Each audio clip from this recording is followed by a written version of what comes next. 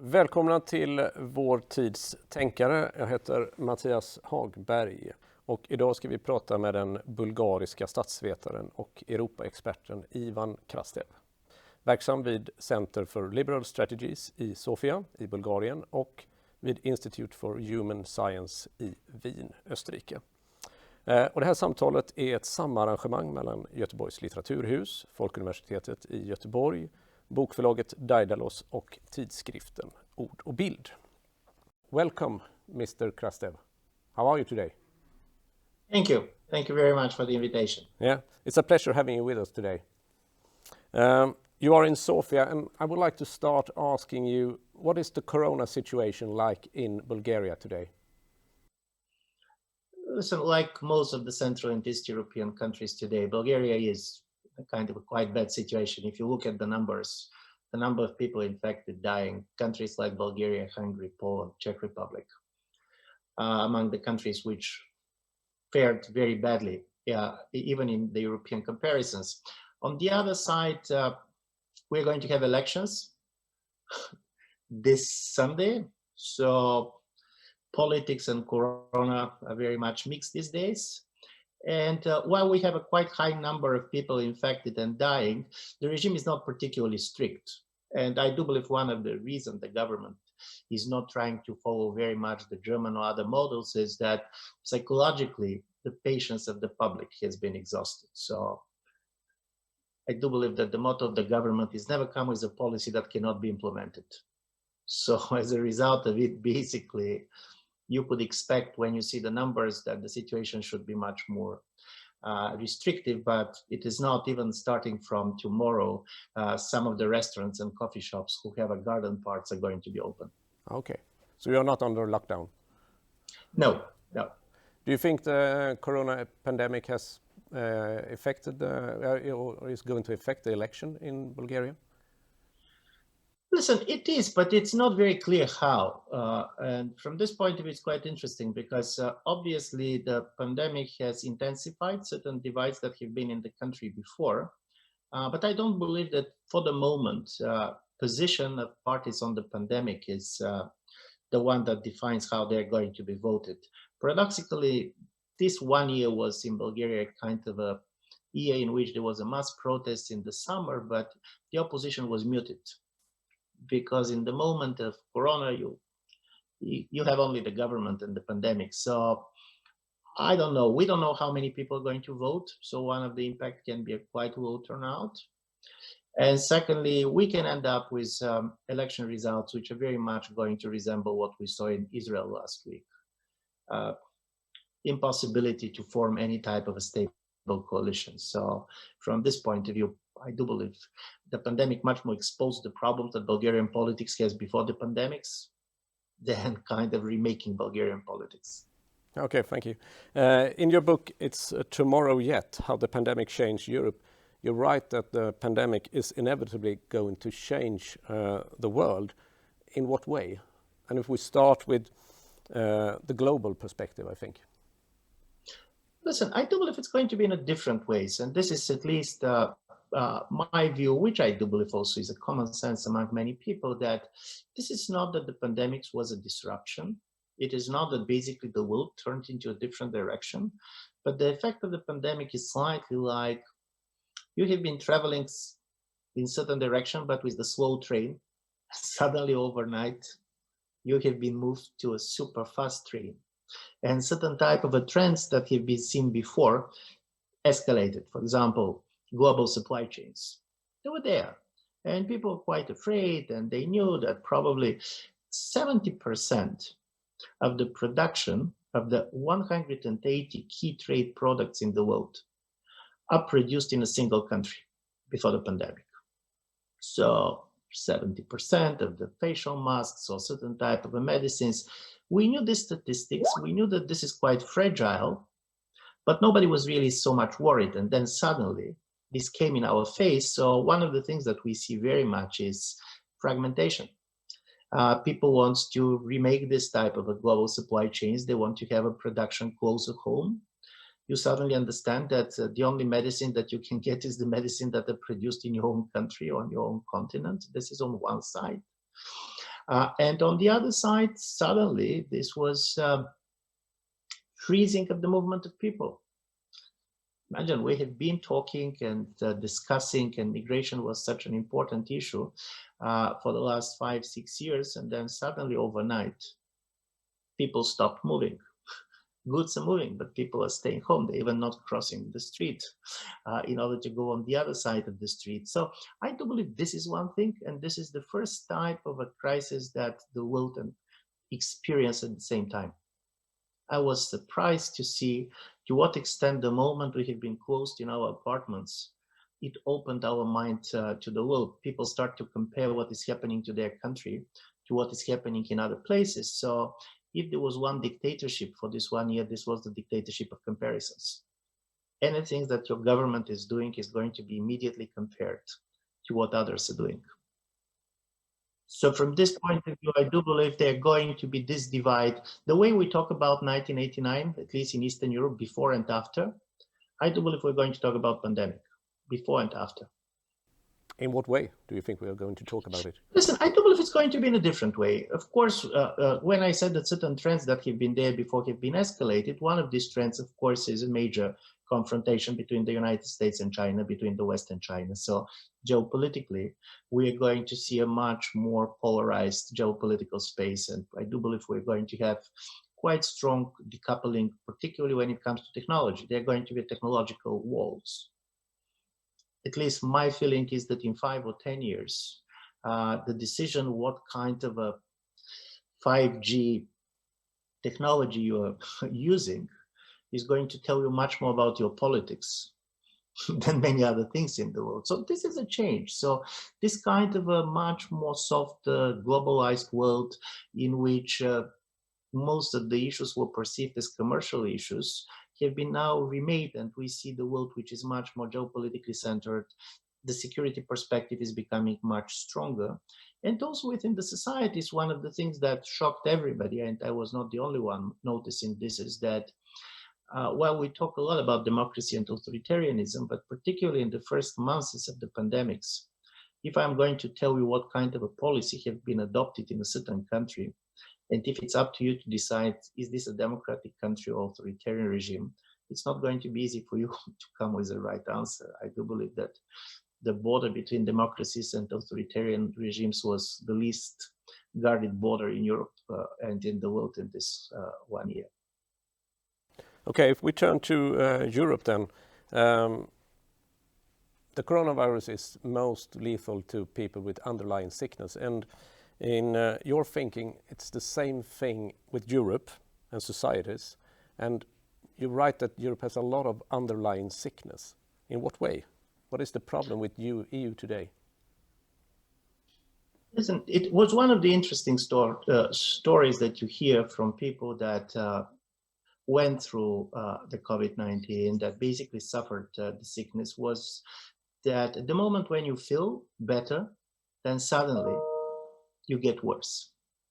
And this was kind of what shocked me when I was seeing this 1 year, was how over the period of 2 or 3 months, countries that we have been praising of doing very well in dealing with the pandemic suddenly became the biggest losers. So Germany is the recent example. Just 6 months ago, this was kind of the success case in Europe, and now basically there was an article today in Financial Times saying that Germany has become a laughingstock. What are the 3 things that, in my view, very much kind of were exposed by this crisis? Interestingly enough, the pandemic started as a kind of a nationalist moment, and the moment when the virus came, all the borders have been closed, and they were closed everywhere.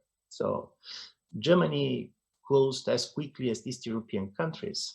Then suddenly over time, I do believe East European societies understood the impossibility of economic nationalism. The moment basically we get close, we understand that we cannot stay close. So the second moment was a much more positive one, in which basically Europe rediscovered the need of a bigger economic space. And I do believe this is how the recovery plan came up. And this was a major breakthrough. But as I told you, in my view, there's 3 things in the European decision-making that were very much exposed. One is a very low-risk culture of European decision-making.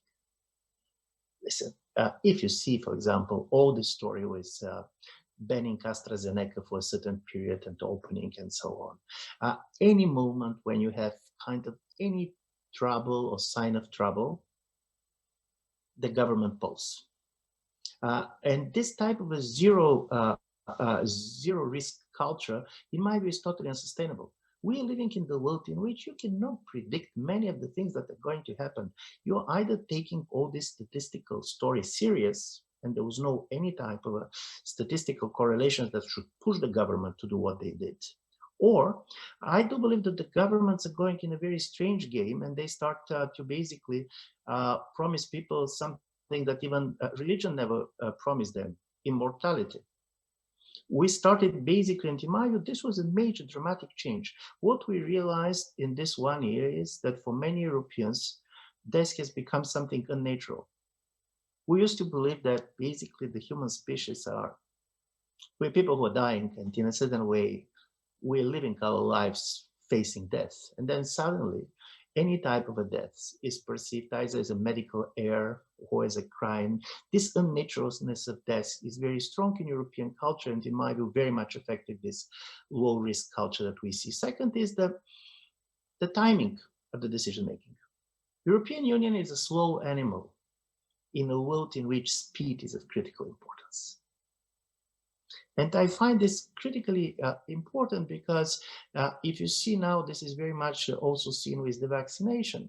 And thirdly, some of the best features of the European projects turns to be its major vulnerability. Compare two types of actors, European Union on one side and Israel on the other when it comes to vaccination.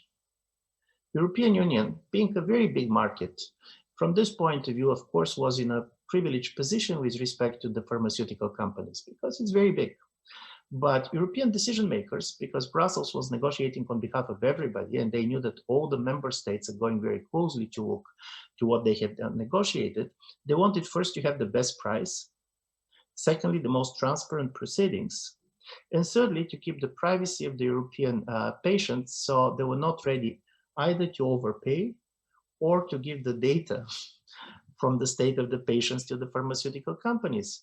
But as a result of it, now countries like Israel has vaccinated more than 50% of its population, and you see how slow this process goes in Europe. So I do believe this were the three things that really struck me, and this was the type of vulnerability that had been exposed.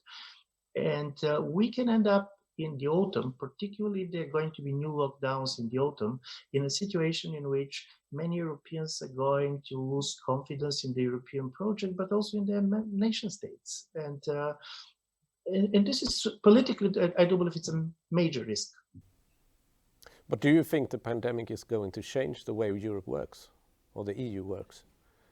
Listen, it's not an easy question because in a certain way, EU is a collection of states, and these states have a different trajectories. And unfortunately, most of the states recently has become very inward looking. What European states have learned for the last 50 years is that when you cannot redistribute public goods, you can redistribute blames. And while probably the European Commission can easily be criticized for many of the decisions that have been taken, it cannot be criticized for the very slow rollout, even in the places where you have the vaccines. And secondly, in order to show that they care about their own citizens, most of the European member states basically decided to show that they care by breaking European rules. For example, negotiating vaccines that have not been licensed and approved by the European agencies, or doing things like this. And in my view, this is why it's going to be very difficult to go with a radical change. On the other side, economically, what happened in July and the recovery plan is a major breakthrough. I mean, it's an intellectual revolution for places like Germany. In a certain way, Germany has agreed to underwrite the debts of some of the much poorer countries. But also what I fear is that if there's going to be a crisis of political confidence, then people are also going to see major inequalities which are going to rise. Because after this crisis, like every crisis in the last 20 years, the wealthy northern countries are becoming even more advanced with comparisons with the South. And while we put a lot of effort to keep certain level of equality and cohesion within societies, trying to privilege the most vulnerable groups, I don't believe that you have the same effort to privilege the most vulnerable states. Even within the EU, I'm even not talking outside of the EU. Because one of the scandals that I see is that this inwardness ended up in a situation that country-wise, like Northern Macedonia, which is just on the border of the EU, they have been asking for 4,000 vaccines just to vaccinate their medical personnel. And they got the vaccines not from any of the EU member states of the European Commission, they got them from Serbia.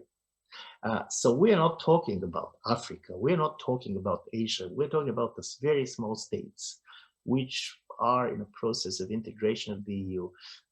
This kind of a really very low risk and low ambition, impossibility to try to see outside of your national box, this makes me quite worried about how the autumn is going to look for the European Union. Particularly, and this is for me very important, part of the consolidation of the EU in the last 3 or 4 years was the result of the failure of Brexit. When Europeans were looking at the United Kingdom, they felt very happy that they're in the EU. And then now in the autumn, you're going to end up most probably with the United Kingdom trying to normalize the economy faster because of the number of vaccination. The same was the comparisons with the United States. 6 months ago, the United States was a total disaster. When you see what is happening on the pandemic side, it was just tragic to see the country, which in 2019 was #1 in the index of the country best prepared for pandemics, to be totally destroyed. But now, probably in September and October, both the US market and the US societies can at least hope to be in a post-COVID situation, while many of the EU member states are still going to be in a COVID situation. But do you think we are heading towards disintegration of Europe, or? No, listen, I don't believe that anybody is interested to exit the European Union. It's totally different. And this is, I do believe this ended somewhere in 2018, even probably earlier with the French presidential elections, when people understood that promising people to get out of the European Union, you're promising them what? This is a small, medium-sized countries, and particularly if the world goes fragmented and if we're going to see much more protectionism, economic protectionism probably makes certain sense on European level. It does not make any sense on the national level. You should tell me what it means for Bulgaria to get protectionists. You're going to tell me what it means for Bulgaria to be sovereign in a world which is dominated by big powers like China, like the United States, like Russia. So from this point of view, I don't expect countries trying to get out of the European Union. But what I'm afraid is that people less and less see Europe as a project and much more as a resource on which you can rely, you can blame, you can get money from, you can coordinate here and there.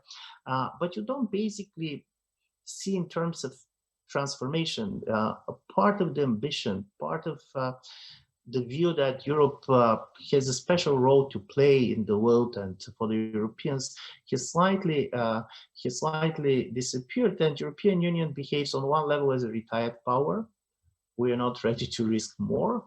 And on the other side, basically governments treat it as a pension fund, a very risk kind of economic player where you can go for resources, but this is not a project that is storming the future. Let's put it like this.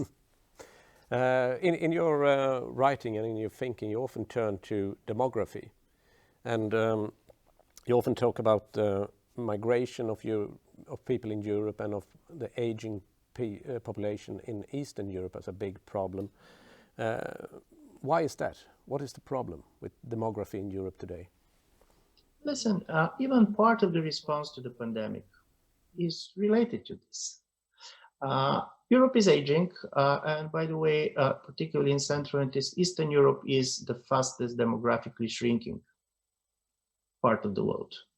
My own country, Bulgaria, is the fastest demographically shrinking state in human history in the absence of war or major disasters. In 1989, there were around 9 million people living in Bulgaria.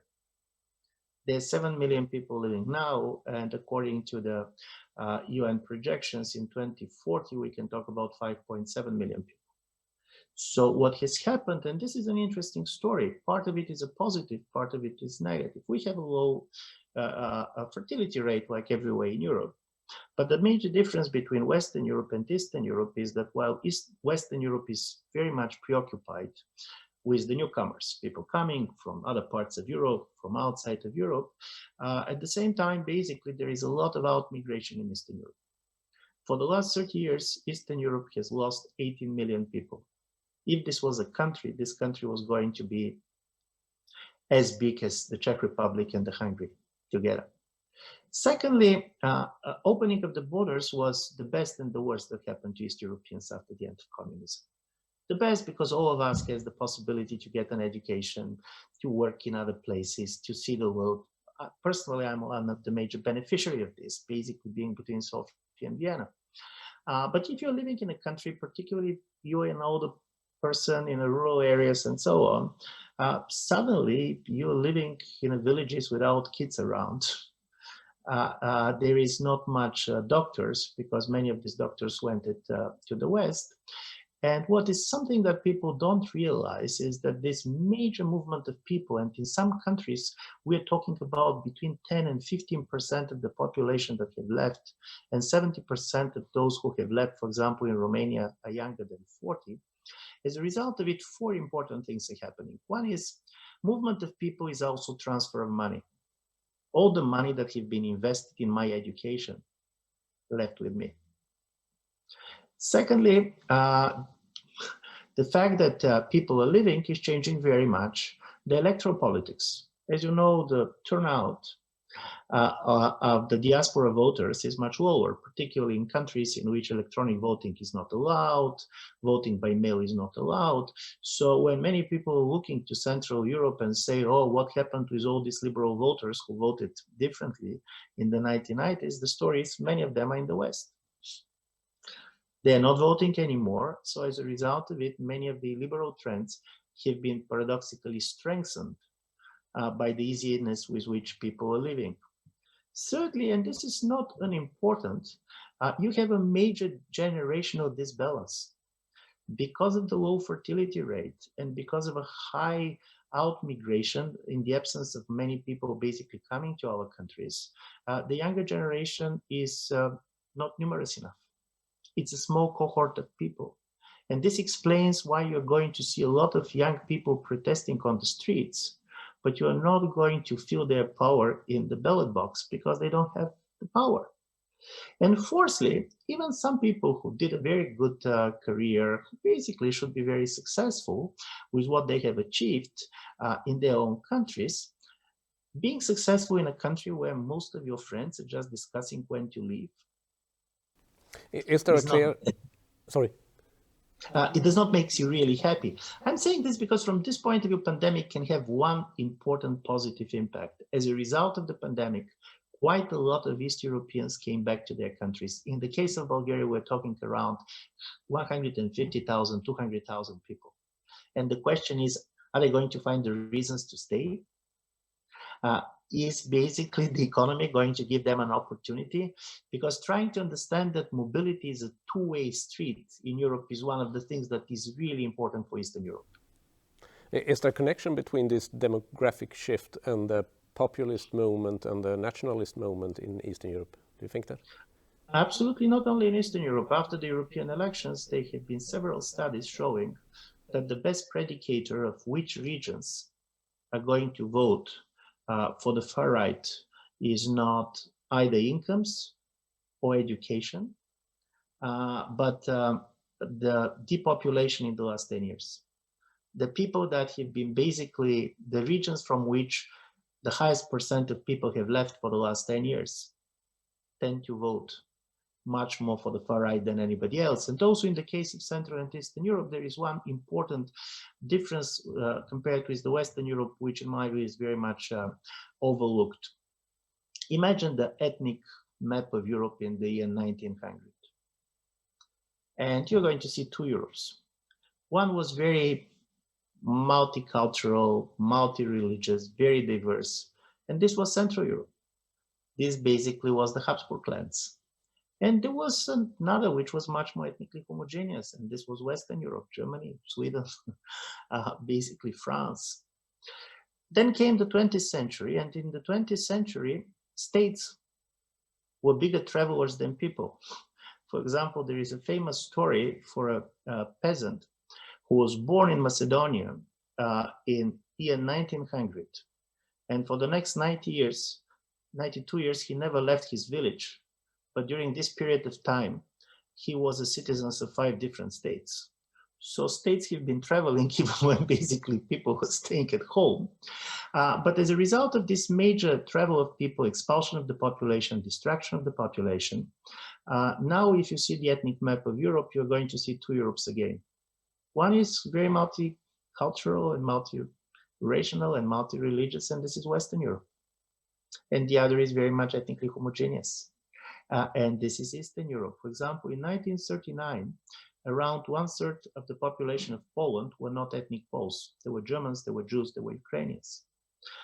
In 1991, 95% of the population of Poland were ethnic Poles. So as a result of it, in many of Central and East European countries, ethnic homogeneity was perceived as a major public good. While in Western Europe, because of decolonization, because of 1968 and others, ethnic diversity, at least for the majority of the people, was perceived as kind of a value in itself. And I do believe this divide is very important. Also keep in mind that 9 of the Central and East European states was a colonial power. So we neither have the guilt nor the encounter. So I do believe all these kind of cultural differences are critically important also to explain also the nature of the support for some of the liberal populist parties, East versus West. But I want to end on something different. The biggest divide in Europe, if you're going to see on the opinion polls and the voters' preferences, is not between East and West. It's not between North and South. It is between the urban areas and the rural areas. And this is the same in Western Europe and the same in Eastern Europe. The Bratislava, Warsaw, Prague are much more similar to Stockholm and Berlin than to their own countryside. So that's the big difference in Europe. Yeah, this is the big divide, which very much resembles the divide in the United States. So from this point of view, Eastern Europe, from time to time, Central Europe looks like the red states of Europe. But when we're talking about demography, we also have the migration towards Europe, which of course is on pause right now, but it's going to come back. You speak about migration towards Europe as a kind of revolution. In what way? Well, listen, one of the major changes that in a world of a global media where everybody knows how others live, in a world in which basically, even in most of the poorest African villages, people can have an internet on television and they can see how people are living in Stockholm or Berlin or Paris. If you want to change your life, and if you want to do it quickly and in one generation, it makes much more sense to try to change the country than to try to transform your own country. And to be honest, East Europeans were the first to realize this. Why should I stay, basically, and hope that in 20 or 30 years, my country is going to be like Germany, when I can go to Germany tomorrow and start living there? And I'm saying this because paradoxically, the decline of nationalism and the much more cosmopolitan state of mind of many citizens in the world after the end of the Cold War made exit very easy option.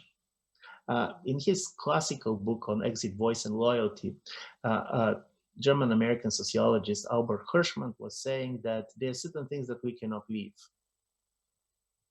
Our ethnic groups, our countries, our religion, our families.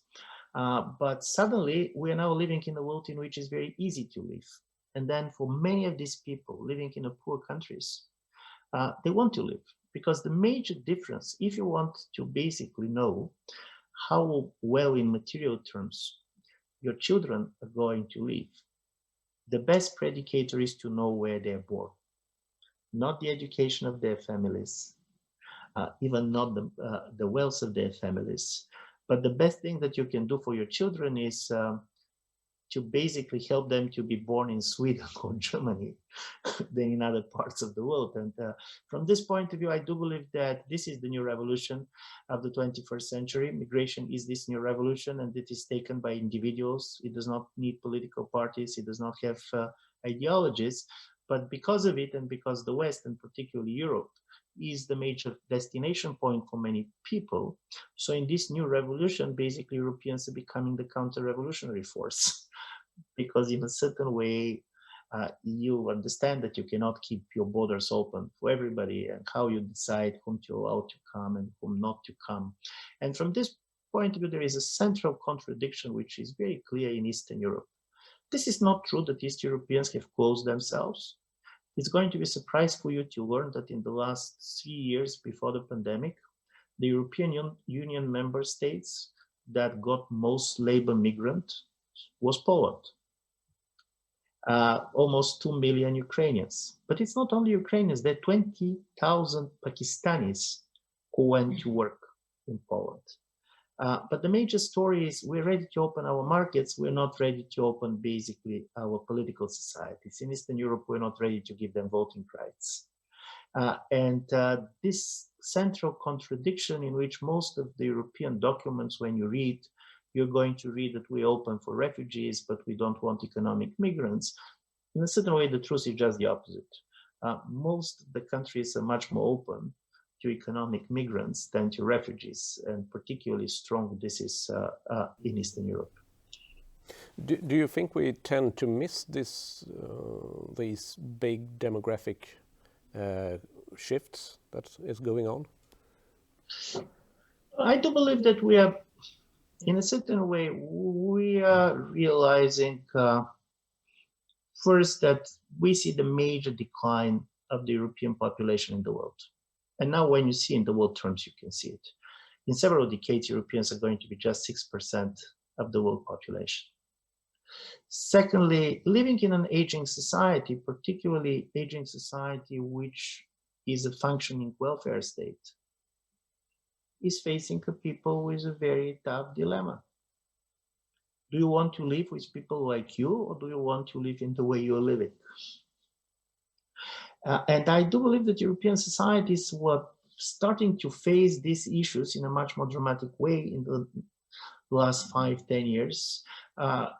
Don't forget that the pandemic also exposed how old our societies are. It is not by accident that we discovered the number of the people over 80 living because of their vulnerability. We discovered in a certain way the old person nursing houses. And strangely enough, also, I do believe during the pandemic, we all have been living like a retired people. I was talking to my mother and I was saying how much, basically, she's 78, how much the pandemic changed her life. And she said, not so much. Anyway, I was staying most of the time at home. I was not seeing more than 4 or 5 persons. I was not traveling much. So strangely enough, we basically had been lived the life of an older person for 1 year, and how to get out of it and how to basically inject certain type of a dynamism in European societies, in my view, is a major story. And the second issue, which for me is a major dividing line between liberal and illiberal version of the world, best can be explained by the story of an Italian restaurant that we want to go to in Vienna. So this restaurant was created like an Italian restaurant, but probably some decade ago, it was bought by an Egyptian business person. And at the present, this restaurant has an Egyptian owner. Neither the cook nor the waiters speak Italian, are Italians, or have ever been in Italy. The music is in Italian, the menu is in Italian, but then the question is this an Italian restaurant? And if you're going to talk to those Austrians or Germans, I can imagine the same for the Swedes, they're going to say for sure, this is an Italian restaurant because the menu is Italian and because basically the music which you hear is the Italian. But if you're going to talk to Bulgarians, Hungarians, and Poles, they say, no, this cannot be a real Italian restaurant. If there is not an Italian there, if there is not an Italian cook, if they never had an Italian grandmother. So from this point of view, what makes a society, Italian or Bulgarian or Hungarian, is very different in these two parts of Europe. And in these, very much the ethnic origins of society is the one that people believe that defines the nature of the political community. So this is, in my view, gives you an idea of where also some of the tensions between East and West could be found. Our time is almost over, but I have two last questions. If you look ahead, and you look 10 years ahead, what will Europe look like then? It's a hard question, I know, but if you try to predict.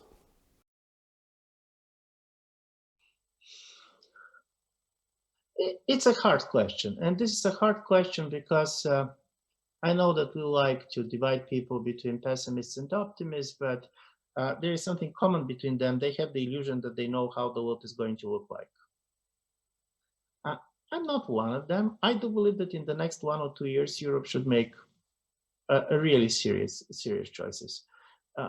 Either we're going to inject certain dynamism and we should turn to the future with all the risk that comes with this, or Europe is going to be very much a nostalgic place. One of the opinion polls from 2019 that made me very sad was the fact that it was a pan-European poll that was done by one of the big German foundations.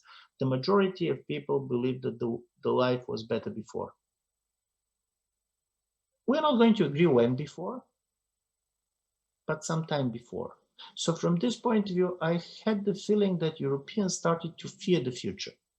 If we don't stop fearing the future, I'll be quite kind of pessimistic of what's going to happen. If we can succeed to fall in love with the future again, because on the other side, even this 1 year, help us quite a lot. For example, this 1 year was the most massive migration I have seen in my life. People migrated from the physical to the virtual world in the way nobody can imagine. Even this type of an interview was never going to take place this way a year ago. So if we find interesting the coming world, I still believe that Europe is very well positioned because, strangely enough, Europe, for many reasons, was a quite experimental society. And then suddenly, somewhere in 70s, because of wealth, because of kind of a self-confidence, we lost an interest in experimentation and we became very conservative in cultural terms. So if we can manage to rediscover the experimental spirit of Europe, and if we basically succeed to fall in love with future again, I do believe in 10 years, Europe still is going to be a very important place. Not the capital of the world, but for sure not the forgotten province. And if you look further ahead, what will Europe look like? An even harder question. It's a very hard question because many of the things are not going to depend only on Europe. For example, what is going to happen when we talk about climate? It's not up to the Europeans only to do it. Europe is not going to be the one that is going to frame the nature of the confrontation between the United States and China. And I do believe this is a much more bigger problem that we have seen before. But I do believe Europeans, we should do what depends on us. So I don't want to look in a very, very distant future, because when you're looking in a distant future, you're going to a science fiction story. And to be honest, I never was a great reader of science fiction. Okay, Mr. Krastev, very pleasure talking to you. Nice to have you with us. Thank you. Thank you very much for your invitation.